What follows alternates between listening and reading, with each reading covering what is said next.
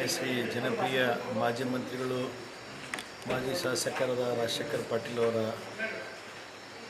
60ನೇ ಹುಟ್ಟುಹಬ್ಬದ ಅಂಗವಾಗಿ 2ನೇ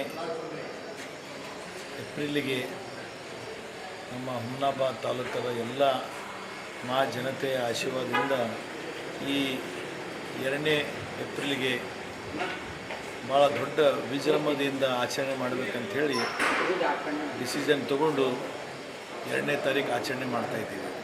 ಪ್ರಿಯಾಂಕ್ ಸಾಹೇಬರು ಮಂತ್ರಿಗಳಾದ ಪ್ರಿಯಾಂಕ್ ಸಾಹೇಬರು, ಬೀದರ್ ಜಿಲ್ಲೆಯ ಉಸ್ತುವಾರಿಗಳಾದ ಸನ್ಮಾನ್ಯ ಶ್ರೀ ಈಶ್ವರ್ ಖಂಡ್ರೆಜಿಯವರು, ರಹೀಮ್ ಖಾನ್ಜಿಯವರು, ಅಜಯ್ ಸಿಂಗ್ಜಿಯವರು ಮತ್ತಿನ್ನೂ ಸಾಕಷ್ಟು ಮಂತ್ರಿಗಳು ಶಾಸಕರು ಎಲ್ಲರೂ ಬರೋರಿದ್ದಾರೆ.